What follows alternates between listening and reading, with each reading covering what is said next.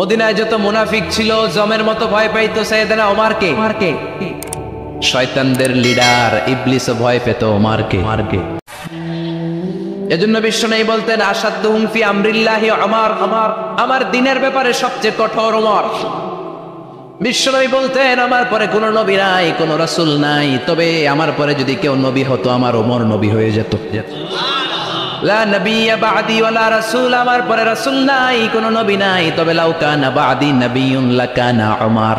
প্রভু তুমি বলেছ রাসূল দেবে না, বলনি দেবে না ওমর, বলনি দেবে না হামজা তারি, খালিদ বিজয়ী সমর। প্রভু তুমি বলেছ রাসূল দেবে না, বলনি দেবে না ওমর, বলনি দেবে না হামজা তারি, খালিদ বিজয়ী সমর। প্রভু তুমি বলেছ রাসূল দেবে না। আল্লাহু আকবার। মদিনায় যত মুনাফিক ছিল জমের মতো ভয় পাইতো সাইয়েদনা ওমরকে। শয়তানদের লিডার ইবলিসও ভয় পেত ওমরকে। বিশ্বনবী বলেন ওয়াল্লাযী নাফসি বিয়াদিহি, ওমর ওই সত্তার কসম যেই সত্তার হাতে আমার আত্মা, মা লাকিয়াকা শাইতানু সালিকান ফাজ্জান ইল্লা সালাকা ফাজ্জান গায়রা ফাজ্জিক। ওরে ওমর, শয়তান যদি তোমারে কোনো রাস্তায় দেখে, ইবলিস যদি তোমারে কোনো রাস্তা দিয়ে হাঁটতে দেখে, ইবলিস ওই রাস্তা রেখে দিয়ে অন্য রাস্তা দিয়ে হাঁটে। ইবলিসও সাইয়েদনা ওমর ফারুককে দেখলে, এই রাস্তা দিয়ে দেখলে ওর বাপের কি জীবনে এই রাস্তা দিয়ে হাঁটবেন, এই রাস্তা থুইয়া ও আরেক রাস্তা ধরবে, চিল্লায় পড়েন আল্লাহু আকবার। কাফেররা ভয় পেত, মুনাফিকরা ভয় পেত, শয়তান ভয় পেত, এমনকি বিশ্বনবীর বিবিরাও ভয় পেত। সুবহানাল্লাহ পড়েন। বিশ্বনবীর বিবিরা বিশ্বনবীরে ধরলেন আমার এইটা কিনা দেন, ওইটা দেন। বিশ্বনবী কয় টাকা নাই, ক্ষমতা নাই, সামর্থ্য নাই, বেশি কথা কইলে তালাক নিয়ে যাও, তোমাদের চেয়েও সুন্দরী অনেক সতী সাধবী নারী আল্লাহ ব্যবস্থা করে দিবে। বিবিরা মাঝে মাঝে খুনসুটি করতো, নবীরে ধরতো, এটা নাই ওইটা নেই, এটা দেন। একবার সব বিবিরা টাইট করে ধরছে, ও নবী আয়েশার ঘরে যেদিন থাকেন সাহাবারা বেশি হাদিয়া পাঠায় কেন, আমাদের ঘরে যেদিন থাকেন পাঠায় না কেন? কালকে জুমার নামাজের পরে ঘোষণা দিবেন সবার ঘরে সমান সমান হাদিয়া। নবী কয় আমি হাইতান্ন। ও মিয়া, কে হাদিয়া দিবে, কটুক দিবে, এটা কি ইমাম সাহেবের কাজ? ইমাম সাহেবের বাসায় কে কোন দিন কি খাওয়াবে, কি গিফট দিবে, এটা তো কে যে গিফট দিবে তার ব্যাপার। বিশ্বনবী বললেন আবু বকরকে সবাই ভালোবাসে, তাই আবু বকরের মেয়ের ঘরে যেদিন আমার ডেট পরে থাকার সময় ওই দিন হয়তো বেশি হাদিয়া পাঠায়, তোমাদের ঘরে পাঠায় না, আমার বলার কোনো সুযোগ। বিবিরা কয় না আপনারে বলতেই হবে। নবী কয় আমি পারবো না। বিবিরা কয় পারবেন। ইন দ্য মিন টাইম দরজার উপর থেকে কে যেন সালাম দিল, আসসালামু আলাইকুম ওয়া রাহমাতুল্লাহ। বিশ্বনবী বললেন ওয়া আলাইকুম আসসালাম। বিশ্বনবী বুঝতে পারলেন সালামটা আমার ওমরের সালাম। বিশ্বনবী সালামের উত্তর দিয়ে বিবিদের দিকে তাকায় দেখে একটা বিবি ওর সামনে নাই, সব উদাও ভ্যানিশ হয়ে গেছে। ওমর সুবহানাল্লাহ পড়বেন না? এই জন্য ওমরকে শয়তানও ভয় পেত। আমাদের বাচ্চাদেরকে, আমার মেয়ে একটা মাত্র মেয়ে, খাইতে চায় না, শুধু আমার মেয়ে না, অধিকাংশ বাচ্চাদের এই অবস্থা। ওর আম্মু এদিক দিয়ে খাওয়ায়, আবার দৌড় দেয়, আবার আমি খাওয়াই, আবার কান্নাকাটি করে, বলে গল্প শোনাও, তাইলে খাবো। এখন গল্প শোনাইলেও খায় না। বর্তমান সময়ের ছেলে মেয়েগুলো এরকম, এত জ্বালাতন করে, খেতে চায় না তো বলতে হয় বাঘ আসবে, বাঘ, সিংহ আসবে, সিংহ মামা আসবে, ঘুমাও। এগুলো আমরা বলি না? বড় দোষী তো তার কি বলেন, বাচ্চা যদি না ঘুমায়, না খাইতে চায়, এগুলোই তো বলে। বাঘ আসবে, বিড়াল আসবে। মদিনাতে ওমরে ফারুক যখন খলিফা, মদিনার কোনো বাচ্চারা যদি না খেতে চাইতো, না ঘুমাইতে চাইতো, মদিনার মায়েরা বলতো তাড়াতাড়ি ঘুমাও, ওই যে ওমর আসতেছে, ওমর। আল্লাহু আকবার। কি শাসক ছিলেন সাইয়েদনা ওমর। সবাই সমান, ওনার বিধান, ওনার রীতি সবার জন্য সমান। মদ খাওয়ার অপরাধে নিজের কলিজার টুকরা ছেলে আবু শাহমাকে 80টা বেত মেরেছে। হাদিসটা দাঈফ, তবে শিক্ষা আছে আমাদের জন্য। 80টা বেত মেরেছে। এক রাতে পাওয়া যায় বেত মেরে ছেলেটাকে আহত করে ফেলেছে, আর এক রাতে পাওয়া যায় পিটাতে ছেলেটাকে দুনিয়া থেকে শেষ করে ফেলেছে। ছেলের মুখে গন্ধ পেয়েছে। আর শারিবতা খামরান, কিরে মদ খাইছস? না বাবা, শারিবতু নাবিজ, আমি নাবিজ খেয়েছি। নাবিজ খাওয়া যায়। নাবিজ হচ্ছে রাতের বেলা আরবরা দুধের মধ্যে শক্ত ফুরমা ছেড়ে দেয়, 1 কেজি দুধের মধ্যে 10টা শক্ত খুরমা ছেড়ে দিলে সকালবেলা দুধের কালারটা সাদা থাকে না, শক্ত খুরমার রস টেনে ওটা লাল হয়ে যায়, খেতে বড় মজা, এটাকে বলে নাবিজ। কিন্তু সকালেই খেতে হবে। ওইটারে যদি 3 দিন জমায়ে রাখেন, 4 দিন জমায়ে রাখেন, ওইটাও গাঞ্জা হয়ে যাবে, ওইটাও তারি হয়ে যায়, মদ হয়ে যায়।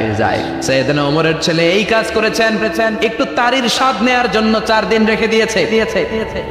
সাইয়েদনা ওমর বললেন, কি খাইছস? কয় মদ খাই নাই। নাবিজ খাইছস? এদিকে ইফতাহ ফামাক, মুখ খোল। করার পরে মুখের সামনে নাক নিয়ে গন্ধ দেখে মদের গন্ধ, কলারটা ধরে মসজিদে নববীতে নিয়েছে। ইন দা মিন টাইম মসজিদে নববীতে জোহরের নামাজ হয়। নিজের ছেলেকে মসজিদে নববীর উস্তানা বলে, উস্তানা তু মসজিদে নববী, মসজিদে নববীর পিলারে বেঁধেছেন। যেহেতু উনি খলিফা, মসজিদে নববীর ইমাম, জোহরের নামাজের ইমামতি করলেন, সালাম ফিরালেন, আসসালামু আলাইকুম ওয়া রাহমাতুল্লাহ, আসসালামু আলাইকুম ওয়া রাহমাতুল্লাহ। সালামের পর বললেন, মাকানাকুম ইনদানা হাদ, সুন্নতের পর বসে যাবেন, আমাদের একটা হদ আছে। আল্লাহর দেয়া যে বিধান, বিচার, এটাকে আরবিতে বলে হাদ, প্লুরাল হচ্ছে হুদুদ। আমাদের হুদুদ আছে, মানে গুরুদণ্ড আছে, বসবেন। হাজার মানুষ সবাই ওযু করে যখন ঢুকতেছিল, দেখে আবু শামা পিলারে বাঁধা। সবাই তো আশ্চর্য, কি আজীব তামাশা, প্রেসিডেন্টের পোলা বাঁধা। নামাজের পরে বাইরে আসার পরে হাজার মানুষ তাকিয়ে আছে। কানাঘুষা শুরু হয়ে যায়। সবাই বলে, কি হয়েছে? ওমর কয়, আমার টানাটানি করা যাবে না, এই যে থামেন। এখন টানলে কি হবে? আমি যাই, খুব বিশৃঙ্খলা হবে। দাঁড়ায় শুনলে ডবল সওয়াব। আমি চলে গেলে এরপর আপনারা টানাটানি করে ঢুকেন। কথা শুনতেছেন তো? মনোযোগ আছে? লোকদের মধ্যে কানাঘুষা। প্রেসিডেন্টের ছেলে, কেউ কয় ওমর মনে হয় মারবে না, যেহেতু নিজের ছেলে তো, ধমকি দিয়ে ছেড়ে দিয়ে। কেউ বলা হয় না, ওমর তো এত সহজ মানুষ না, মদের বিচার তো 80টা বেদ, মনে হয় 40টা মারবে। কেউ কয় না, 80টাই মারবে। ওমর চেয়ারে বসে জল্লাদরে ডাকলেন, বললেন, ইবদা বিসমিল্লাহ, নে চাবুক শুরু কর। বাইতুল মাল থেকে শক্ত সাইজের একটা চাবুক আনবি। জল্লাদ চাবুক এনে দাঁড়ালেন। ওমর বললেন, ইবদা বিসমিল্লাহ, শুরু কর। জল্লাদ মারতে শুরু করেছে। ওয়াহিদ, ইতনাইন, তালাতা, 3টা মারার পরে 1 থাপ্পড় মেরে জল্লাদকে 3 হাত দূরে ফেলে দিলেন। ধমক দিয়ে বললেন, তুই চাবুক মারস নাকি চাকরি বাঁচাস? আসলে জল্লাদ কিন্তু আসতে পারে নাই, দেহের যত জোর ছিল জোর দিয়ে মেরেছে, কিন্তু ওমরের পছন্দ হয় নাই। ওমর বলে, ইনদাকা তালাতা ইনদি ওয়াহিদ, তোর হিসাবে চাবুক মারা হয়েছে 3টা, আমি ওমরের হিসাবে মাইর হয়েছে একটা। চাবুক আমার হাতে দে, আমি 2 নাম্বার থেকে শুরু করি। ওমরে ফারুক 2 নাম্বার শুরু করলেন। 2, 3, এক একটা চাবুক মারে, ছুপ করে চামড়া ছিলে, রক্তগুলো মসজিদে নববীর বারান্দার পিলারের মধ্যে লাগে। ওমরের চেয়ে শক্তিশালী দ্বিতীয় কোনো পুরুষ মদিনার জামিনে ছিল নাকি? ওমরের হাতের মাইর। ছেলেটা চিৎকার দিয়ে বলে, বাবা, ও আব্বা, আর মদ খাবো না, ছেড়ে দেন, আর খাবো না।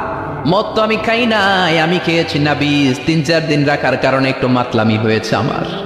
আব্বা, এবারের জন্য ছেড়ে দেন, আর খাবো না। ওমরের কঠোর হৃদয়ে কোনো দয়া মায়া আসে না, মারতে লাগলেন। এবার আবু শাহামার মা, ওমরের বউ, পায়ের মধ্যে ওমরের পায়ে পড়ে ডেকে বলে, ওমর, আমার কলিজার টুকরা ছেলেটারে মারিস না। 30টা বাড়ি মারা হয়েছে, আর বাকি 50টা বাড়ির জন্য এক একটা চাবুকের বিনিময়ে আমি এক একটা উট আল্লাহর রাস্তায় সদকা করবো রে ওমর। সাইয়েদনা ওমর বলে, আরে নিয়ে যাও। আবু শাহামার বাপ উট দিয়ে আল্লাহর জাইন চাবুকের বাড়ি থেকে একটা বাড়িও কমানো যাবে না, 80টা বাড়ি দেয়া পর্যন্ত পৃথিবীর কোন শক্তি আবু শাহামারে আমার হাত থেকে ছুটাতে পারবে না। আবু শাহামার মা কাঁদতে লাগলো। ওমরের মনে দয়া মায়া হয় না। 40টা বাড়ি মারার পরে ছেলে বেহুশ, 50টা মারার পরে আবু শাহামা দুনিয়া থেকে শেষ। সবাই নিস্তব্ধ নীরবতা, পিন ড্রপ সাইলেন্স, পিনপতন নীরবতা। রাগে তখনও গড়গড় করছে ওমা। সাইয়েদনা ওমর বললেন, গোসল দে, জানাজা দে, কবর দে। কবর দেওয়ার পরে ওই কবরের উপর 51 নাম্বার থেকে মারা শুরু করলেন। 52, 53, 60টা, 70টা, 80টা চাবুকের বাড়ি কবরের মধ্যে, বিশাল বড় বাড়ি মেরে আঘাত করে আল্লাহরে ডেকে বললেন, আল্লাহ, আমার ছেলে হওয়ার কারণে, প্রেসিডেন্টের ছেলে হওয়ার কারণে আমি পার্সিয়ালিটি করি নাই, একটা চাবুকের বাড়িও কম দেই নাই। কিয়ামতের দিন তুমি আমারে জালিমদের কাতারে দাঁড় করাতে পারবা না। আল্লাহু আকবার। ওই ওমরের শাসন যদি দেশে থাকতো, দেশটারে মদিনা বানাইতো কে? এখন রিক্সাওয়ালার পোলার জন্য এক নিয়ম, প্রধানমন্ত্রীর পোলার জন্য আরেক নিয়ম, কুলিওয়ালা ঠেলাওয়ালার জন্য এক নিয়ম, প্রেসিডেন্টের মেয়ের জন্য আরেক নিয়ম। জোরে বলেন ঠিক কিনা? সবার জন্য যদি এক নিয়ম হতো, চুরি করলে যদি হাত কাটা হতো, জিনা করলে যদি পাথর মেরে গর্দানটা উড়িয়ে দেয়া যেত, বাংলার জমিনে আর কোনো চোর আর জিনাখোর পাওয়া যেত না। চুরি করলে হাত কাটো কার আইন? তবে এটা কলা চোর, মুরগি চোর, ডাব চোর, আম চোর না। যেই চোরগুলো একটা কলমের সিগনেচারের খোঁচায় দেশের 1000 কোটি টাকা মেরে দেয়, ওই চোরদের হাত আগে কাটতে হবে। যেরকম ঠিক কিনা? এক কলমের খোঁচায় শেয়ার বাজার খাইয়া ফেলায়, হলমার্ক খাইয়া ফেলায়, দেশের টাকা সুইজারল্যান্ডে পাঠায়, ওই চোরগুলার হাত। জোরে বলেন ঠিক কিনা? আল্লাহর দিন বাস্তবায়নে সবচেয়ে কঠোর সাহাবী ছিলেন ওমর। আবু বকর ছিলেন নরম, ওমরের মেজাজকে গরম বানাইছে কে? এই জন্য ইসলামের মধ্যে যেমনি সহনশীলতা আছে, আবার ইসলামের মধ্যে বিদ্রোহ আছে না নাই? ওই রকম একটা ওমরের দরকার, আমাদের বেশি চাই না। জোরে বলেন ঠিক কিনা? দাও খোদা দাও আমায় আবার ওমর দারাজ দিল, দাও খোদা দাও আমায় আবার ওমর দারাজ দিল, দাও আলীর মতো বীর সেনানি, আলীর মতো বীর সেনানি জাগাতে নিখিল, দাও খোদা দাও আমায় আবার ওমর দারাজ দিল। সুবহানাল্লাহ পড়েন। একটা ওমর লাগবে, চিল্লায় বলেন কয়টা? ওই ওমরের অপেক্ষায় বাংলাদেশ সহ গোটা মুসলিম উম্মাহ, ঠিক কিনা? একটা ওমরে যথেষ্ট। আমাদের সেন্ট্রাল লিডারশিপ নাই তো, আমাদেরকে এদিকে লাথি মারলে আমরা ওইদিকে যাই, ওদিক থেকে গোতা মারলে আমরা এদিকে যাই। আমাদের রিপ্রেজেন্টেটিভ, আমাদের প্রতিনিধিত্ব করার মতো কোনো কেন্দ্রীয় লিডারশিপ নেতৃবৃন্দ গোটা বিশ্বে নাই, ঠিক কিনা? আমরা সেই ওমরে ফারুকের অপেক্ষায়, আমরা সেই ইমাম আল বাহাদির অপেক্ষায়। এই ওমরে ফারুক আমাদের মডেল, ঠিক কিনা? থার্ড ইন পজিশন এই পুরা উম্মতের মধ্যে ওনার পজিশন নাম্বার 3। 1 নম্বর পজিশন বিশ্বনবীর, কার? 2 নম্বর পজিশন কার? আবু বকর। 3 নম্বর পজিশন কার? ওমরে ফারুকের। বিশ্বনবী বলতেন লা নবিয়্যা বা'দি, লা নবিয়্যা বা'দি, আমার পরে কোনো নবী নাই। ওয়ালা রাসূলা, আমার পরে কোনো রাসূলও নাই। আমার নবীর পরে আর কোনো নবী আছে? আমার নবীর পরে আর কোনো রাসূল আছে? এই যে কাদিয়ানি যে একটা সম্প্রদায় আছে, এরা কি মুসলিম নাকি অমুসলিম? মুসলিম সম্প্রদায়ের সাথে এদের কোনো সম্পর্ক নাই। চিল্লা বলেন ঠিক কিনা? এরা যদি মুসলমান হতে চায়, আমার নবী দ্য লাস্ট মেসেঞ্জার বিশ্বনবীকে ফাতামুন নবী হিসেবে সংবাদ সম্মেলন করে গোটা বিশ্বকে জানাই দিতে হবে, তারপরে তাদেরকে আমরা মুসলিম হিসেবে স্বীকৃতি দিব। চিল্লা বলেন ঠিক কিনা? তা না হলে তারা কোন ধর্মের এটাকে জানাই দিতে হবে।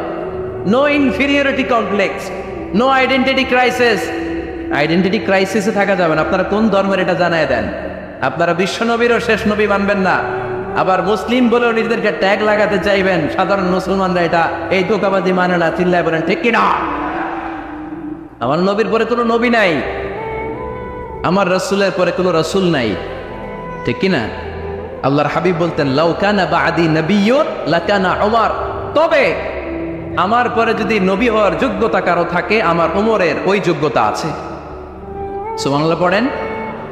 প্রভু তুমি বলেছ রাসূল দেবে না, বলনি দেবে না ওমর, বলনি দেবে না হামজা তারি, খালিদ বিজয় সমর। প্রভু তুমি বলেছ রাসূল দেবে না, বলনি দেবে না ওমর, বলনি দেবে না হামজা তারি, খালিদ বিজয় সমর। প্রভু তুমি বলেছ রাসূল দেবে না। সুবহানাল্লাহ পড়েন। এজন্য আমরা একটা ওমর চাই। কয়টা? বেশি লাগবে? নেতার মতো নেতা কয়টা লাগে? জোরে বলেন কয়টা? Enough, that's enough. Omar Farooq our superhero. ওনার সাথে বিশ্বনবী সাল্লাল্লাহু আলাইহি ওয়াসাল্লামের মুসাহারার সম্পর্ক ছিল। ওমরে ফারুক যে বিশ্বনবীর শ্বশুর, এটা অনেকে জানেই না। ওমরে ফারুক রাদিয়াল্লাহু তাআলা আনহু বিশ্বনবীর শ্বশুর ছিলেন। এটা আজকে নতুন শুনছেন, কে কে হাত তোলেন? দেখছেন হুজুর, সঠিক বলছি না আমি? অনেকে আমরা জানি না। মাশাআল্লাহ, জানতে লজ্জা নাই, শিখতে লজ্জা নাই। লজ্জা হচ্ছে অজ্ঞতায় আর মূর্খতায়, ঠিক কি না? আমরা শিখতে রাজি আছি। যে কথা বলে আমরা তার ছাত্র। আমার আগে হুজুর কথা বলতেছিলেন, আমরা ছিলাম ছাত্র। এখন আমি কথা বলতেছি, এখন আমরা সবাই হয়ে গেছি ছাত্র, ঠিক কি না? যিনি বলেন তিনি শিক্ষক, বাকিরা আমরা ছাত্র, ঠিক কি না? 4 খলিফার 2 খলিফা, ইসলামের 4 খলিফার 2 খলিফা বিশ্বনবীর মেয়ের জামাই, আর বাকি 2 খলিফা বিশ্বনবীর শ্বশুর। সুবহানাল্লাহ পড়েন। সাইয়েদনা আলী রাদিয়াল্লাহু তাআলা আনহু, সাইয়েদনা উসমান যুন নূরাইন বিশ্বনবীর মেয়ের জামাই। উসমান রাদিয়াল্লাহু তাআলা আনহুর কাছে বিশ্বনবী 2 মেয়েকে বিয়ে দিয়েছিলেন। একজন মারা যাওয়ার পরে আরেকজন। বিশ্বনবী বলেছেন এরপরে আরেকটা থাকলে ওইটারও বিয়ে দিতা। সুবহানাল্লাহ পড়বেন না? 2 জন ছিল মেয়ের জামাই আর 2 জন ছিল শ্বশুর। সাইয়েদনা আবু বকর শ্বশুর, বিশ্বনবীর স্ত্রী আম্মাজান আয়েশা রাদিয়াল্লাহু তাআলা আনহার বাবা। বিশ্বনবীর স্ত্রী আম্মাজান হাফসা রাদিয়াল্লাহু তাআলা আনহার বাবা ছিল সাইয়েদনা ওমর ফারুক। চিল্লায় পড়ে আল্লাহু আকবার। জানো তো না পজিশন না? সাইয়্যিদু কুহুলিল জান্নাহ, জান্নাতে যত নারীরা যাবে নারীদের সর্দারিনী হবে সাইয়্যিদাতুনা ফাতেমা রাদিয়াল্লাহু তাআলা আনহা। এই ফরিদপুরের যত ইয়াং স্টাররা তোমরা যারা জান্নাতে যাবে তোমাদের লিডার হবে সাইয়েদনা হাসান আর হুসাইন রাদিয়াল্লাহু তাআলা আনহুমা। আর বয়স্ক মুরব্বীরা যারা জান্নাতে ঢুকবেন আপনাদের লিডার হবে সাইয়েদনা আবু বকর আর সাইয়েদনা ওমর ফারুক রাদিয়াল্লাহু তাআলা। সুবহানাল্লাহ পড়তে পারলেন না?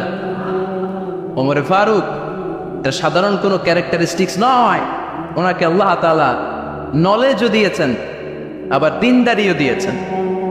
আমার দিনী ভাইয়েরা খেয়াল রাখবেন, কোনো আলেমের মধ্যে বা কোনো নেতার মধ্যে যদি এই দুইটার সমন্বয় আপনি পান, যে তার জ্ঞানও আছে আবার দিনদারিও আছে, he belongs the knowledge and he belongs the তাকওয়া, সে গোটা বিশ্বকে জয় করে ফেলবে, ঠিক কিনা?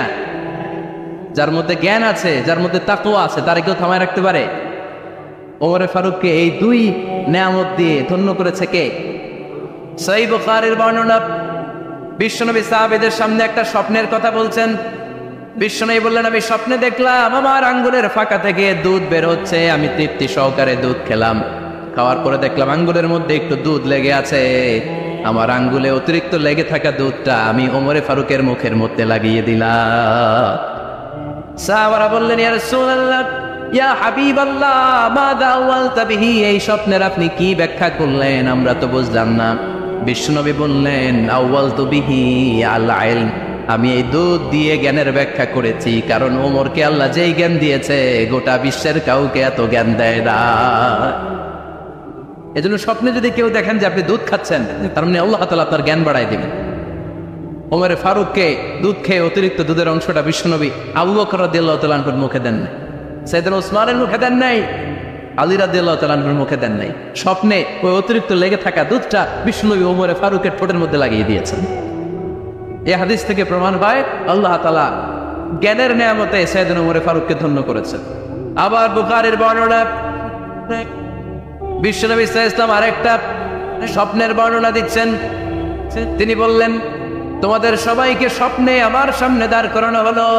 আমি দেখলাম তোমাদের কারো জুব্বা নাভি পর্যন্ত, কারো জুব্বা হাঁটু পর্যন্ত, কারো জুব্বা টাকনো পর্যন্ত।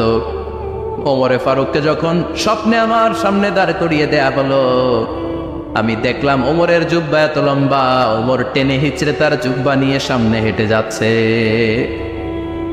সাহাবারা বললেন, ফামাযা আওয়ালতা বিহি ইয়া রাসূলুল্লাহ, ও আল্লাহর রাসূল, এই স্বপ্ন দিয়ে আপনি কি বোঝাতে চাইলেন, আমরা কিছু বুঝলাম না। বিশ্বনবী বললেন, আউয়ালতু বিহি আদ-দীন, আমি এই হাদিসের দ্বারা দ্বীনের ব্যাখ্যা করলাম, যার জামা যত লম্বা তার দ্বীনদারি তত বেশি। সুবহানাল্লাহ, আসতে পড়েন। স্বপ্ন দেখলেন কোন সাহাবীর জুব্বা নাভি, কোন সাহাবীর হাঁটু, কারোটা টাকনু, কিন্তু ওমরে ফারুকের জুব্বা এত লম্বা, বাবু তিনি তার জুব্বা টেনে হিচড়ে যাচ্ছেন। বিশ্বনবী বললেন, এটা দ্বারা আমি দ্বীন, আমি তাকওয়া, দ্বীনদারি তাকওয়া এটার ব্যাখ্যা করেছি। তার মানে ওমরে ফারুকের তাকওয়ার সামনে সব তাকওয়া পানি হয়ে যাবে। কোন সুবহানাল্লাহ। আল্লাহ তাআলা সাইয়েদনা ওমরে ফারুককে দ্বীনের জ্ঞান দিয়েছেন, তাকওয়া দিয়েছেন। যুবক ভাইয়েরা, যাকে আল্লাহ তাআলা দ্বীনের জ্ঞান দেয় যাকে আল্লাহ তাআলা তাকওয়ার এই গুণ দিয়ে সমৃদ্ধ করে, তার জন্য গোটা বিশ্বের সব দরজাগুলোকে ওপেন করে দেয় কে? কত বড় মুত্তাকি ছিলেন সাইয়েদনা ওমর ফারুক। মদিনার সমাজে কয়জন মুনাফিক ছিল বিশ্বনবী ছাড়া কেউ বলতে পারতেন না। বিশ্বনবী কোন সাহাবীকে মুনাফিকদের লিস্ট দিয়ে যান নাই, একজন সাহাবী ছাড়া। দেখি কেউ বলতে পারেন কিনা ওই সাহাবীর নাম? কি নাম? হুযায়ফা ইবনুল ইয়ামান রাদিয়াল্লাহু তাআলা আনহু। ওনাকে বলা হতো সাহিবু সিররি রাসূলিল্লাহ, আল্লাহ রাসূল সাল্লাল্লাহু আলাইহি ওয়াসাল্লামের গোপন তথ্যের ধারক বাহক। সুবহানাল্লাহ পড়বেন না? বিশ্বনবী ইন্তেকালের আগে মদিনার সমাজে মোট কয়জন মুনাফিক আছে এই তথ্য আবু বকরকে বলেন নাই, ওমর রাদিয়াল্লাহু তাআলা আনহুকে বলেন নাই, উসমান রাদিয়াল্লাহু তাআলা আনহু, আলী রাদিয়াল্লাহু তাআলা আনহু, আশরাতুল মুবাশশিরিনা বিল জান্নাহ কোন সাহাবীকে বলেন নাই। শুধুমাত্র কেবলমাত্র একমাত্র হুযায়ফা ইবনুল ইয়ামান রাদিয়াল্লাহু তাআলা আনহুর কাছে মুনাফিকদের লিস্টে বিশ্বনবী দিয়ে গিয়েছেন। সুবহানাল্লাহ পড়ে। মদিনায় কারা কারা মুনাফিক কেউ জানতো না হুযায়ফা ছাড়া। কে ছাড়া? নামটা আজকে মুখস্থ করেন, যাতে অন্য কোনো ওয়াজে কেউ জিজ্ঞেস করলে বলতে পারেন। মুনাফিকদের লিস্ট যে সাহাবীর কাছে বিশ্বনবী দিয়ে গিয়েছিলেন, সাহাবীর নাম কি? নাম?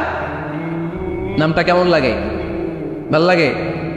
অনেকে আমারে জিজ্ঞেস করে, হুজুর আমার ছেলে হবে আগামী মাসে, একটা নাম দেন। নাম দিয়ে দিলাম হুযায়ফা। যাদের হবে ছেলে, এলাকায় যাদের নেক্সট কয়েক মাসে ছেলে হবে, খালি হুযায়ফা চলবে। কি চলবে? ভাল লাগে? নামটা ভাল লাগে? রাইখেন, অনেক সুন্দর নাম। উনি জানতেন মুনাফিক কারা। দেখেন ওমর ফারুকের তাকওয়ার লেভেলটা কত হাই হাই। ওমর ফারুক একদিন হুযায়ফা রাদিয়াল্লাহু তাআলা আনহুর কাছে গেলেন, যে বললেন, হুযায়ফা, বিশ্বনবী ইন্তেকালের আগে মুনাফিকদের নামের লিস্টটা কারো কাছে দেয় নাই, আমার জানা নাই, সাইয়েদনা আবু বকরের জানা নাই, কোন সাহাবীর জানা নাই তুমি ছাড়া। আমি তোমার কাছে জানতে চাই, আমি ওমরের নামটা ওই মুনাফিকদের খাতায় আছে কিনা আমার একটু বলো। আমার ওমরের নামটা ওই মুনাফিকদের লিস্টিতে একটু আছে কিনা, নামটা একটু বলো। যদি থাকে আমি ভালো হয়ে যাব। আমি নেফাকি দূর করে পাক্কা মুমিন হতে চাই। আমার নাম যদি মুনাফিকের লিস্টে থাকে আমি তো শেষ। হুযায়ফা চোখের পানি ছেড়ে দিয়ে বলে, আমিরুল মুমিনিন, কেমন প্রশ্ন করলেন আপনি? আপনি বিশ্বনবীর শ্বশুর। এই উম্মতে আপনার পজিশন 3 নাম্বার। আপনারে মুনাফিকরা ভয় পায়, শয়তান আপনারে ভয় পায়। আপনি জান্নাতে সব বয়স্ক লোকদেরকে নিয়ে জান্নাতের মধ্যে আগে আগে ঢুকবেন, কেমন করে মুনাফিকদের কাতারে আপনার নাম থাকতে পারে? ওয়ার সুবহানাল্লাহ পড়ে। কি বিনয়ী, কি তাকওয়া। হুযায়ফাকে যে ধরতেন, হুযায়ফা একটু বলো না আমার নামটা মুনাফিকদের লিস্টিতে আছে কিনা। ওমরে ফারুকের যদি এই টেনশন থাকে যে আমি মুনাফিক হয়ে গেলাম কিনা, আমাদের এই টেনশন থাকার দরকার আছে না নাই? হ্যাঁ, যেন সব সময় আল্লাহর কাছে দোয়া করতে হবে, আল্লাহ তুমি নেফাকি থেকে আমাদেরকে বাঁচাও। আরো জোরে পড়েন আমিন। ওমরে ফারুক রাদিয়াল্লাহু তাআলা আনহু আমাদের সুপার হিরো, আমাদের সবাই বলেন আমাদের। উনি কত বড় সুপার হিরো শুনেন। উনি জুমার খুতবা দিচ্ছেন। কি দিচ্ছেন? মসজিদে নববীতে। খুতবার মাঝখানে হঠাৎ বললেন, ইয়া সারিয়াতুল জাবাল, ইয়া সারিয়াত ইবনে জানিমিল জাবাল। এই কথা বলেই আবার খুতবা দিতে শুরু করলেন। ওনার এই ইয়া সারিয়াত ইবনে জানিমিল জাবালের সাথে আগের কথারও কোনো মিল নাই, পরের কথারও কোনো মিল নাই। জুমার নামাজের পর মুসল্লি সাহাবারা ধরলেন, বললেন, ইয়া আমিরুল মুমিনিন। খুতবার মাঝখানে হঠাৎ করে ইয়া সারিয়াত ইবনে জানিমিল জাবাল বলে আপনি চিৎকার করলেন কেন? আপনার এই বাক্যের সাথে আপনার খুতবার আগের বাক্যের কোনো মিল নাই, আপনার খুতবার পরের বাক্যেরও কোনো মিল নাই। এই কথা আপনি কারে বললেন? কারে উদ্দেশ্য করে বললেন? এই কথার তাৎপর্য কি আমাদেরকে বুঝিয়ে বলেন। ওমরে ফারুক বললেন, আমি যখন খুতবা দিচ্ছি আমি দেখতে পেলাম ওই যে কয়েক মাস আগে আমি আমার মুসলিম সেনাবাহিনী পারস্যে আক্রমণের জন্য পাঠিয়েছি বর্তমান ইরান। ইরানের ওই বিশাল এলাকাতে পারস্যে আমি আমার ব্যাটালিয়ন পাঠিয়েছি। আমি হঠাৎ করে দেখতে পেলাম আমার মুসলিম বাহিনীর সেনাপতি যুদ্ধের এক পর্যায়ে তার ডানে আছে উপত্যকা, বায়ে আছে পাহাড়। সে পাহাড়ি রাস্তা ছেড়ে দিয়ে উপত্যকার দিকে যেতে শুরু করেছে। আমি দেখতে পেলাম আবার মুসলিম বাহিনী যদি উপত্যকার দিকে ছুটে বেড়ায়, কাফির মুশরিকরা আমার মুসলিম বাহিনীকে কচুকাটা করে ফেলবে। তাই আমি এখান থেকে তাদেরকে কমান্ড দিয়ে বলেছি, ইয়া সারিয়াতাল জাবাল, উপত্যকার দিকে নয় পাহাড়ের দিকে যাও, তাহলেই তোমাদের বিজয় নিশ্চিত হয়ে যাবে। উপত্যকার দিকে যেও না, ইলাল জাবাল, ইলা সারিয়াতিল জাবাল, পাহাড়ের দিকে ছোট। সাহাবারা অবাক, ঘটনা কি? উনি বসে আছেন মদিনায় মসজিদে নববীর মিম্বারে দাঁড়িয়ে, উনি যদি ইয়া সারিয়াতাল জাবাল বলে, এটা কি ইরানে যাবে নাকি? ও মিয়া, তখনকার সময়ে বর্তমানের মতো মোবাইল ছিল নাকি? ইন্টারনেট ছিল নাকি? কিছু ছিল? খালি মুখে আমি যদি বলি ইয়া সারিয়াতাল জাবাল, এটা ইরানে যাবে, ইন্ডিয়ায় যাবে, ঢাকায় তো যাবে, ফরিদপুর শহরেই তো বসবে না, ঠিক কিনা? কিন্তু এটা আমিরুল মুমিনিন, বিশ্বাসী সাহাবারা বিশ্বাস করে নিল। কিছু মুনাফিক ছিল, এরা কয় না, ঝামেলা আছে, এটা তো সম্ভব না। এক কাজ করি, এই সেনাপতি যখন বিজয়ী বেশে মদিনায় ফিরে আসবে আর আমরা তরব। এরা দিন গুনতে লাগলো, এই সেনাপতি মুসলিম বাহিনী নিয়ে পারস্য জয় করে কবে ফিরে আসবে। এই মুনাফিকের দলগুলো কখনো সেনাবাহিনীকে অভ্যর্থনা জানাতে যেত না, কিন্তু এইবার সবার আগে মদিনার উপকণ্ঠে যে সেনাপতিদেরকে অভ্যর্থনা জানানোর জন্য ফুল নিয়ে রেডি, ফুল নিয়ে দাঁড়ায় আছে। সেনাপতি ঠুকার সাথে সাথে ধরছে, এই সেনাপতি কোত্থেকে আসছে? কয় পারস্য জয় করে আসছি। কয় এমন এমন দিন, জুমার দিন দুপুর বেলা যুদ্ধের মাঝখানে আমিরুল মুমিনিনের কণ্ঠের কোনো কথাবার্তা শুনছো নাকি? সেনাপতি অবাক, কয় তোমরা জানলা কেমনে? শুনছি তো। সুবহানাল্লাহ পড়বেন না? আমরা যুদ্ধে একটা ভয়ঙ্কর অবস্থার মধ্যে ছিলাম, পেছন থেকে শত্রুরা আমাদেরকে আক্রমণ করতে শুরু করে দিল। ডানে যাব না বায়ে যাব, সামনে যাব নাকি পেছনে যাব, রাস্তা খুঁজে পাচ্ছি না। ডান দিকে ছিল আমাদের উপত্যকার রাস্তা, বাঁ দিকে ছিল পাহাড়ি পথ। আমরা সোজা পথ হবে মনে করে উপত্যকার দিকে ছুটতে আরম্ভ করলাম। হঠাৎ করে আমিরুল মুমিনিনের কণ্ঠ বজ্র কণ্ঠে আমার কানের মধ্যে ভেসে আসলো। আমার মনে হলো আমিরুল মুমিনিন কেমন যেন আমাকে কমান্ড দিচ্ছেন আর বলছেন, ইয়া সারিয়াতাল জাবাল, ডান দিকে উপত্যকার পথে নয়, তাড়াতাড়ি পাহাড়ের দিকে সৈন্যবাহিনী নিয়ে উঠে যা। পাহাড়ের দিকে, ডানে না, this is wrong track and this is the right track. ওই দিন যদি ওমরে ফারুকের ওই গাইডলাইন, আমিরুল মুমিনিনের কমান্ড যদি আমি না শুনতাম, আজকে বিজয়ের বেশে ফিরতেও পারতাম না, আমাদের চেহারাও তোমরা দেখতে পেত না। ওমরে ফারুকের ওই কমান্ড, ওই গাইডলাইন অদৃশ্য থেকে শোনার কারণে ওই পারস্যের মধ্যে আমাদেরকে সেই যুদ্ধে বিজয় দান করেছে কে? দিস ইজ উমরে ফারুক, দিস ইজ উমরে ফারুক। বিশ্বনবী বলতেন, আমার মা লাকিয়াকা শাইতানু সালিকান ফাজ্জান ইল্লা সালাকা ফাজ্জান গায়রা ফাজ্জিক। ওমর, শয়তান ইবলিস যদি তোমার কোনো রাস্তা দিয়ে হাঁটতে দেখে, শয়তান ওই রাস্তা রেখে দিয়ে অন্য রাস্তা দিয়ে হাঁটে।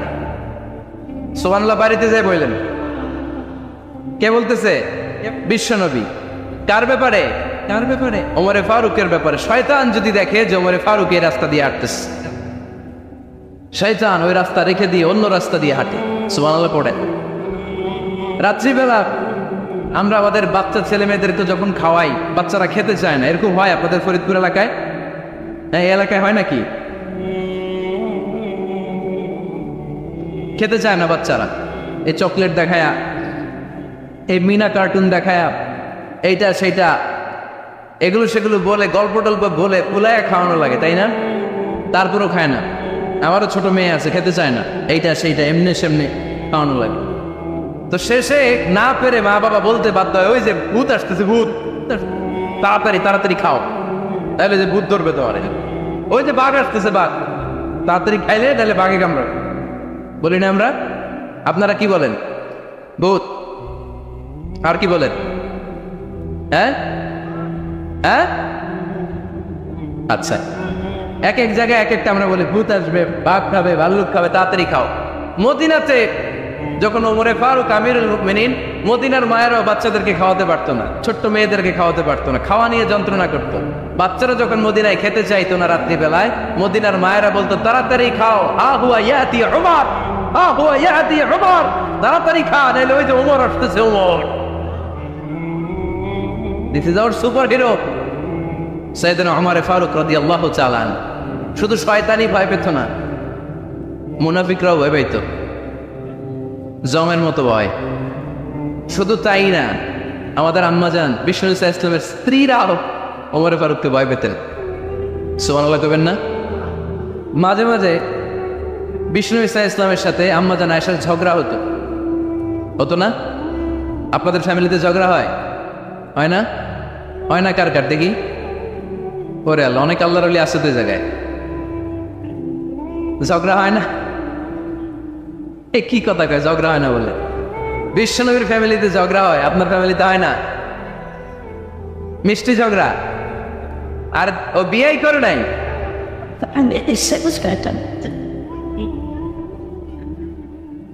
ঝগড়া তো হবেই।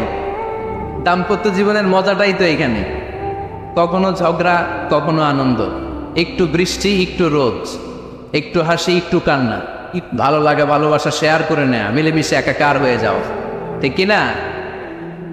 তো আল্লাহর হাবিব সাল্লাল্লাহু আলাইহি ওয়াসাল্লামের সাথে আম্মাজান আয়েশার ঝগড়া হতো। তো একদিন ঝগড়া হয়ে দুইজন রেগে আস, খবরদার দুইজন রেগে থাকবেন না, আবার একজন রাখলে আরেকজন থেমে যাবেন, কারণ এই ছোট্ট ঝগড়া থেকে এটা অনেক সময় বিচ্ছেদের দিকে গড়ায়। আমার প্রিয় ফরিদপুরবাসী, ভাবি রেগে গেলে আপনি রাইগেন না, ওই দিন আপনি একটু ঠান্ডা থাকেন। আবার আপনি রেগে গেলে, আমার মাইকের আওয়াজ যদি ভাবিরা শুনেন, আপনারা রেগে যায় না, একটু ঠান্ডা থাকবে। দুইজনে রেগে গেলে তো তৃতীয় বিশ্বযুদ্ধ শুরু হবে, তাই না? একজন রেগে গেলে আরেকজন ঠান্ডা, কারণ এই সামান্য ঝগড়া থেকে ইগোর কারণে এটা বিচ্ছেদ আর ডিভোর্স পর্যন্ত গড়ায়। আর শয়তান এখানে উস্কানি দেয়, কারণ ইমানদারদের ফ্যামিলি ভাঙতে পারলে শয়তান সবচেয়ে বড় খুশি হয়, আর ইমানদারদের ফ্যামিলি টিকে থাকলে খুশি হয়ে যায় কে? আম্মাজান আয়েশা রাদিয়াল্লাহু তাআলা আনহার সাথে বিষ্ণু ইসলামের ঝগড়া হতো মাঝে মাঝে। একবার ঝগড়া হলো, বিষ্ণু ইসলাম রাগ, আম্মাজান আয়েশাও রাগ। বিষ্ণু বললেন, আয়েশা ঝগড়া করে আর কতক্ষণ থাকবো, আসো মিটমাট করি। আয়েশা রাদিয়াল্লাহু বললেন, ঠিক আছে মিটমাট করবো। তো বিষ্ণু ইসলাম বললেন, মিটমাটের জন্য কারে ডাকবো? ওমর রে ডাকি। কয় না, ওমর রে না, ওমর গালিজ, ওমর অনেক রাগে, আমার ডর লাগে। কয় তাহলে তোমার আব্বারে ডাকি। কয় ডাকেন। কি খুশি, মেয়েদের মধ্যে অভ্যাসটা আছে না নাই? তাহলে তোমার আব্বারে ডাকি, ডাকেন। ডেকে নিয়ে আসা হলো। আবু বকর রাদিয়াল্লাহু তাআলা আনহু দাঁড়ালেন, আম্মাজান আয়েশা দাঁড়ালেন, বিশ্বনবীও দাঁড়ালেন। বিশ্বনবী বললেন, আয়েশা তোমার আব্বা আসছে, এবার ঘটনা খুলে বলার পালা, তুমি বলবা নাকি আমি বলবো? আম্মাজান আয়েশা বললেন, আপনি বলেন, তবে ওয়ালা তাকুল ইল্লা হাক্কান, যেটা ঘটছে ওইটাই বললেন, মিথ্যা কথা কইেন না। আবু বকর রাদিয়াল্লাহু তাআলা রেগে মেগে আগুন, কি এই কথা তুমি কেমন করে বলো? বিশ্বনবী কি মিথ্যা কথা কখনো বলবে? রেগে মেগে দিলেন মেয়ের গালে এক চড়। বানিয়ে বলতেছি না, মুসনাদ আহমদ ইবনে হাম্বলের হাদিস। বাবার হাতের থাপ্পড়কে আম্মাজান আয়েশা উল্টে বললেন। সাইয়েদনা আবু বকর রাগে গড়গড় করছেন, আবার মারার জন্য তেড়ে গেলেন। এবার বাঁচার জন্য আম্মাজান আয়েশা বিশ্বনবীর পিছনে যে আশ্রয় নিলেন, বিশ্বনবী বাঁচানোর জন্য দুই হাত মেলে দাঁড়িয়ে গেলেন। পড়েন সুবহানাল্লাহ। বিশ্বনবী যখন দুই হাত মেলে দাঁড়িয়ে গেলেন, সাইয়েদনা আবু বকর রাদিয়াল্লাহু আনহু থেমে গেলেন। সাইয়েদনা আবু বকর রাদিয়াল্লাহু তাআলা আনহু ঘর থেকে বের হয়ে বারান্দায় দাঁড়ালেন। পড়েন সুবহানাল্লাহ। এবার বিশ্বনবী আম্মাজান আয়েশার কাছে যেয়ে বলেন, ইয়া আয়েশা কাইফা রাআইতিনি আনকাসতুকি মিনার রাজুল, দেখছো কেমনে বাঁচাইলাম? আপনি না থাকলে বর্তমানে বলতো আজকে আমি বাঁচাইছি তোমারে, আমি আমার লগে ঝগড়া করে তুমি। লজ্জায় পড়ে আম্মাজান আয়েশা খিলখিল করে হেসে দিলেন, বিশ্বনবীও হেসে দিলেন। দুইজনের হাসির মধুর আওয়াজ শুনে সাইয়েদনা আবু বকর বাইরে থেকে অবাক, কিরে এতক্ষণ না চপ তুফান, এখন দেখি হাসি। সালাম দিয়ে অনুমতি নিয়ে ভিতরে ঢুকলেন। ঢুকে দেখেন আম্মাজান আয়েশাও হাসে, বিশ্বনবীও হাসে। এ হাসি দেখে আবু বকর রাদিয়াল্লাহু আনহু হেসে দিলেন। আরশের উপর থেকে খুশি হয়ে গেলেন কে? এবার সাইয়েদনা আবু বকর রাদিয়াল্লাহু তাআলা আনহু বললেন, ইয়া রাসূলুল্লাহ আশিকানি ফি সিলমিকুমা কামা আশরাতুমানি ফি হারবিকুমা। ও নবী, যুদ্ধ লাগলে, দুইজন যুদ্ধ লাগলে মীমাংসার জন্য যেমনি আমারে ডাকেন, এরকম হাসি আর আনন্দের মুহূর্তেও আমারে একটু ডাইকেন। আশিকানি ফি সিলমিকুমা কামা আশরাতুমানি ফি হারবিকুমা। নবী, আপনাদের মধ্যে ঝগড়া লাগলে সন্ধি করার জন্য আমারে যেমনি ডাকেন, আপনাদের হাসি খুশি আনন্দ খুনসুটি এই মজাদার মুহূর্তগুলোতে আমার বঞ্চিত রাইকেন না, আমার একটু ডাইকেন। সুবহানাল্লাহ পড়েন। এই মুসনাদ আহমদ ইবনে হাম্বলের হাদিস শোনার উদ্দেশ্য হচ্ছে বিশ্বনবী প্রথমে ওমর ফারুকের নাম বলেছিলেন। সাইয়েদনা আয়েশা বলে না, আমি ডরাই। আইবাত, দিস ইজ কল্ড আইবাত ওমর। একবার বিশ্বনবীর সব বিবিরা ধরলেন, ও নবী আমাদেরকে এটা দেন ওইটা দেন, ঘরে এইটা নাই ওইটা নাই ওইটা নাই। বিশ্বনবীকে আমার কাছে কিচ্ছু নাই, যদি এমনি আমার বউ হয়ে থাকতে চাও থাকো, তাহলে যা তা না হলে যা লাগবে কিনে দেব, সাথে সাথে তালাকও দিয়ে দিব। কিছু দিতে পারবো না, আমার নাই তো সামর্থ্য নাই। কিন্তু বিবিরাও ছাড়া না, এটা দেন ওইটা দেন না, এটা বিশ্বনবী রহমতের নবী, বিবিদেরকে বুঝাতেও পারেন না। বিবিরা আবদার করতেছে নবী এটা লাগবে ওইটা লাগবে। ইন দ্য মিন টাইম বিশ্বনবী একজনের সালাম শুনতে পেলেন, কে যেন দরজায় দাঁড়িয়ে বলতেছে আসসালামু আলাইকুম। বিশ্বনবী দরজার দিকে তাকালেন, তাকিয়ে বললেন ওয়ালাইকুম আসসালাম, আর বুঝতে পারলেন এটা আমার ওমরের সালাম। সালাম দেওয়ার পরে বিবিদের দিকে তাকায় দেখে একজন বিবিও নাই, সব অন্দরমহলের ভিতরে দৌড়। সুবহানাল্লাহ পড়তে পারলেন না? This is our super hero Omar. এরকম ওমর একটা লাগবে, চিল্লায় বলেন কয়টা? একটা ওমর গোটা বিশ্বকে সোজা করে দিবে। একটা ওমর সবল আর দুর্বলের সব পার্থক্য দূর করে দিবে, মাজলুমের উপর জালিমের অত্যাচারের অবসান ঘটায় দিবে, গোটা বিশ্বটাকে সাম্য মৈত্রী ভালোবাসার ইনসাফ দিয়ে পরিপূর্ণ করে দিবে। সেই ওমরের অপেক্ষায় আমরা। নিজের ছেলেকে 80টা বেত মেরেছেন। কয়টা? 80টা বেত মেরেছে। এই ব্যাপারে অনেকগুলো বর্ণনা পাওয়া যায়। সবচেয়ে সহি বর্ণনা হচ্ছে মুয়াত্তা ইমাম মালিকের বর্ণনা। ওমরে ফারুক রাদিয়াল্লাহু তাআলা আনহুর ছেলে আব্দুর রহমান মারুফুন বিআবি শাহমা ছিলেন মিশরে, ওখানে নাবিজ খেয়েছিলেন। নাবিজ হচ্ছে আরব দেশের লোকেরা দুধের মধ্যে শক্ত খুরমা রাত্রেবেলা ঢেলে দিত, ঢেলে দিলে সারা রাত ওই খুরমার রসটা দুধের সাথে মিশে দুধটা লাল হয়ে যেত। এটারে সকালবেলা খেত, খুব সুস্বাদু, এটাকে বলে নাবিজ। কিন্তু এটা রাতে ভিজাইলে সকালেই খাইতে হয়, রেখে দিলে আবার একটু সমস্যা হয়, এটা অনেকটা তারির মতো হয়ে যায়, মাতলামি চলে আসে। তো ওমরে ফারুকের ছেলে নাবিজ খেয়েছেন, মদ খাননি, নাবিজ। কিন্তু নাবিজ খাওয়াতে সাকরান চলে এসেছে। সাকরান চলে আসাতে এটা যখন প্রমাণিত হয়েছে, আমর ইবনে আস রাদিয়াল্লাহু তাআলা আনহু নাকি 80 বেত মেরেছে মিশরে। কয় বেত? নিয়ম হচ্ছে সবার সামনে, কিন্তু সবার সামনে না মেরে একটু গোপনে মেরেছে। এই তথ্য যখন ওমরে ফারুকের কাছে এসেছে, উনি বললেন না, মারতে হবে সবার সামনে, আলাদা মারলা কেন? ও মদিনায় ফিরে আসলে আমি আবার 80টা মারব। মদিনায় ফিরে আসার পরে সাইয়েদনা ওমরে ফারুক ওই আগের 80টারে আর ধরেন নাই, নিজ হাতে আবার 80টা বেত মেরেছেন। এই বেত মারার 1 মাস পরে এই আবু শাহমা ইন্তেকাল করেছে। অনেক ঐতিহাসিক বলে এই বেতের আঘাতে মরেছে, কেউ কেউ বলেছে নিজের রোগের কারণে মরেছে। কিন্তু দিস ইজ দ্য ইনসাফ সিস্টেম অফ ওমর। নিজের ছেলে বলে ছেড়ে দেয় নাই। এখন নিজের ছেলে হইলে 7 খুন মাফ, নেতার ছেলে হইলে 10 খুন মাফ, এলাকার মরণের ছেলে হইলে 10 খুন মাফ। নো পার্সিয়ালিটি ইন ইসলাম। ইসলামে পার্সিয়ালিটি নাই। আপনি নেতার ছেলে হন, আপনি বিজনেস ম্যাগনেটের ছেলে হন, আপনি যেই হন না কেন, ইসলামের দৃষ্টিতে সবাই সমান। চিল্লায় বলেন ঠিক কিনা? বানু মখজুমিয়া গোত্রের এক নারী চুরিতে ধরা পড়ল। সাহাবারা বললেন নবী, মদিনার সবচেয়ে ভ্যারি প্রেস্টিজিয়াস এন্ড ডিগনিফাইড ফ্যামিলির মেয়ে, আপনি হাত কাইটেন না, কারণ ইসলামের নিয়ম চুরি করলে কি কেটে দাও? বিশ্বনবী বললেন বলো কি? হাত না কাটার জন্য তোমরা আমাকে রেকমেন্ড করছো? এটা আল্লাহর আইন, পৃথিবীর কেউ রেকমেন্ড করলো শোনার ক্ষমতা আমার নাই, কারণ আইনটা দিয়েছে কে? লাউ কানাত ফাতিমাতু বিনতি মুহাম্মাদিন সারাকাত লাকাতা মুহাম্মাদুন ইয়াদাহা। আরে বনু মাকসুমিয়া মেয়ে তো দূরের কথা, আমার কলিজার টুকরা ফাতেমাও যদি আজ চুরিতে ধরা পড়তো, তার হাত কেটে দিতে আমি 1 মিনিটও দেরি করতাম না। দিস ইজ ইসলাম। এই হচ্ছে ওমরে ফারুকের মানাকিব। এরকম ওমরে ফারুক কয়টা লাগবে? আওয়াজ করে বলতে হবে কয়টা লাগবে? একটা লাগবে। এই সাইয়েদনা ওমরে ফারুক মদিনার প্রথম চিফ জাস্টিস ছিলেন। সর্বপ্রথম ওনার পরামর্শে সাইয়েদনা আবু বকর রাদিয়াল্লাহু তাআলা আনহু কোরআনকে সংকলন করেছেন। আমরা এই যে কোরআন পড়ি 30 পারা, এমদাদিয়া লাইব্রেরির 114টা সূরা, কত সুন্দর সন্নিবেশ করা হয়েছে, এখানে সাজানো হয়েছে। আল্লাহর হাবিব সাল্লাল্লাহু আলাইহি ওয়াসাল্লামের সময় কি এরকম কোরআন ছিল নাকি? ছিল? ছিল। খেজুর পাতার মধ্যে, গাছের বাকলের মধ্যে, ওটের বড় হাড্ডির মধ্যে আর পাথরের মধ্যে খোদাই করা কোরআন ছিল। সাইয়েদনা আবু বকরের সময় রাদিয়াল্লাহু তাআলা আনহুর সময় যুদ্ধ হলো, 70 জন হাফেজ সাহাবী ইন্তেকাল করলেন। সাইয়েদনা আবু বকর রাদিয়াল্লাহু তাআলা আনহুকে ডেকে ওমর ফারুক বললেন, ও আবু বকর, এইভাবে হাফেজে কোরআন সাহাবীরা যদি দুনিয়া থেকে বিদায় হয়ে যায়, আল্লাহর কোরআনও তো বিদায় হয়ে যাবে। আমার পরামর্শ হলো আপনি সব বয়োজ্যেষ্ঠ সাহাবীদেরকে একসাথে করে কোরআনের সব কাগজগুলোকে একসাথে করে একটা নির্ধারিত কপির মধ্যে কোরআনকে সংকলন করে ফেলেন। সাইয়েদনা আবু বকর বললেন, যেটা আমার নবী করে না, এটা আমি কেমনে করি? কিন্তু ওমর ফারুক নাচরবান্দা বলে না, এটা করলে কোনো খারাপ হবে না, ভালোই হবে। মুসলিম উম্মার জন্য এক জায়গায় কোরআন সন্নিবেশিত থাকবে, আপনি করেন। সাইয়েদনা আবু বকর রাজি হয় না, ওমর ফারুকও ছাড়ে না। ওমর ফারুক বলতে বলতে এমন ভাবে সাইয়েদনা আবু বকর রাদিয়াল্লাহু তাআলা আনহুকে ধরলেন। সব শেষে সাইয়েদনা আবু বকর ওমর ফারুকের কথায় কোরআন সংকলনে রাজি হয়ে গেলেন। পড়েন সুবহানাল্লাহ।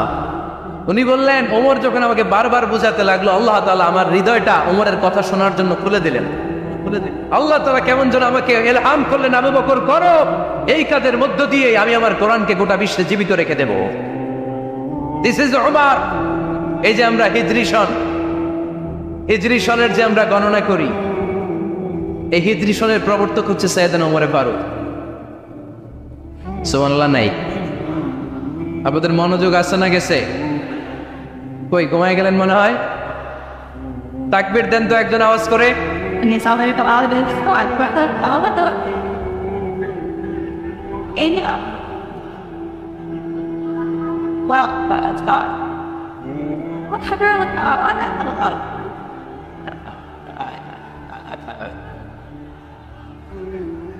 মাশাআল্লাহ মাশাআল্লাহ। বসেন বসেন, এখনই শেষ করে দেব কিছু সময়ের মধ্যে। আমরা একসাথে বিদায় নেব ইনশাআল্লাহ। ওঠা বসা করবেন না, ওঠা বসা করবেন না, বসেন।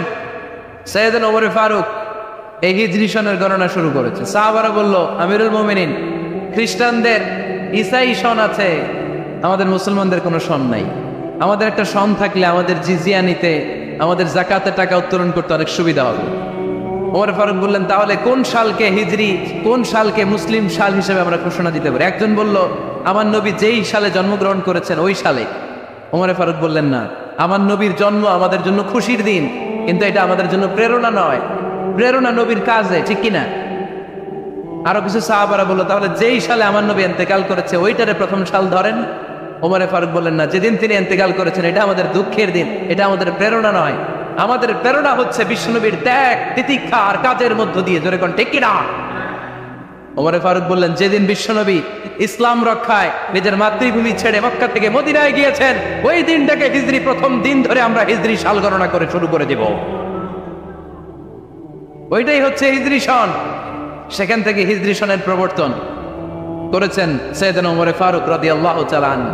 এই যে স্টেট গভর্নমেন্ট, এই যে প্রিজন, জেলখানা, ক্যান্টনমেন্ট, সচিবালয়, গণভবন, বঙ্গভবন, মুক্তিযোদ্ধাদের ভাতা, রাষ্ট্রীয় ভাতা, এই সব নিয়ম কানুন সাইয়েদনা ওমর ফারুক তার রাষ্ট্রীয় আমলে তিনি নিজে করেছেন। চিল্লায় পড়েন আল্লাহু আকবার। আল্লাহ বললেন, ও ফেরেশতা কুল, সবাই আমার আদেশ মোতাবেক আদমকে সেজদা করো। সবাই সেজদা করলো, একজন ছাড়া, সে কে? আরো জোরে বলেন। অস্বীকার করলো, ওয়াস্তাকবার, অহংকার দেখালো, কানা মিনাল কাফিরিন, কাফেরদের অন্তর্ভুক্ত হলো, জাহান্নামীদের সর্দার হলো। কয়টা সেজদার আদেশ? আওয়াজ করে বলেন, কয়টা সেজদার আদেশ অমান্য করছে? সেজদা কয়টা দেয় নাই? আপনি দেন নাই কয়টা? হ্যাঁ, আমরা দেই নাই কয়টা? এক সেজদা না দিয়া জাহান্নামীদের লিডার। আমরা সেজদা মিস করছি কয়টা? কয়টা?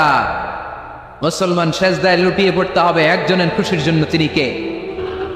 তাহলে কোরআনকে যে প্রশ্ন করেছি, কোরআন সব উত্তর দিয়ে ফেললো। কোরআন আমাদেরকে জানিয়ে দিল, তোমরা সবাই আল্লাহর নৈকট্যপ্রাপ্ত বান্দা হতে চাও, আল্লাহর কাছের বান্দা হতে চাও, তাহলে ওয়াসজুদ, কি করো? সবাই বলে নাই, আওয়াজ করে বলো মুসলমান, ওয়াসজুদ মানে কি? সেজদা করো। সেজদা করলেই আল্লাহর কাছে যাওয়া যায়। মনের যত জ্বালা, যন্ত্রণা, দুঃখ, ব্যথা আপনি সেজদায় পড়ে আল্লাহরে বলেন। কোনো বায়া লাগবে না, কোনো মিডিয়া লাগে না, কোনো সিরিয়াল লাগে না, কোনো অ্যাপয়েন্টমেন্ট লাগে না। ডাকতে দেরি, ডাকে সাড়া দিতে দেরি হয় না। তাহলে কোরআনের আলোকে আজকে আমরা জেনে গেলাম, আল্লাহর কাছে যেতে হলে সেজদায় লুটিয়ে পড়তে হয়। এবার আমরা সুন্নাহর আলোকে জানার চেষ্টা করব কি করে আল্লাহর কাছে যেতে হয়। শুনবেন, কষ্ট হচ্ছে নাকি আপনাদের? সুন্নাহকে যদি আমরা জিজ্ঞেস করি, বিশ্বনবী রেখে যাওয়া সুন্নাতে যদি আমরা একটু তালাশ করি, একটু স্ক্যানিং করি, একটু চোখ বোলাই, তাহলে সুন্নাহ আমাদেরকে বলে বেশি বেশি নফল ইবাদত করো আর আল্লাহর নৈকট্য হাসিল করো। সুবহানাল্লাহ পড়বেন না? কোরআন বলেছে সেজদায় লুটিয়ে পড়ো। যা যা বললাম আমি ওঠার আগে জিজ্ঞেস করে আবার শুনে যাব, কারণ আমি মনে করি এটা ক্লাস। এটা কি ক্লাসে পড়া দেওয়া নেওয়া আছে না নাই? এতক্ষণ পড়ানোর পরে জিজ্ঞেস করার দরকার আছে না নেই? কোরআন বলছে কি আর সুন্নাহ কি বলে? নফল ইবাদত। আওয়াজ করে বলতে হবে সুন্নাহ কি বলে। বুখারীর বর্ণনা, আল্লাহর হাবিব সাল্লাল্লাহু আলাইহি ওয়াসাল্লাম বলেন, মা ইয়াজালু আবদি ইয়াতাকাররাবু ইলাইয়া বিন-নওয়াফিল, বান্দা যত বেশি নফল ইবাদত করতে থাকে, করতে করতে করতে করতে বান্দা আমার কাছের নৈকট্য প্রাপ্ত বান্দা হয়ে যায়। হাত্তা উহিব্বাহু, এরপর আমি আমার বান্দারে এত ভালোবাসি, কুনতু সামআহুল্লাযী ইয়াসমাউ বিহি, বান্দা যখন শোনে সে তার নিজের কান দিয়ে শোনে না, আমি আল্লাহর কানে শোনে। কুনতু বাসারাহু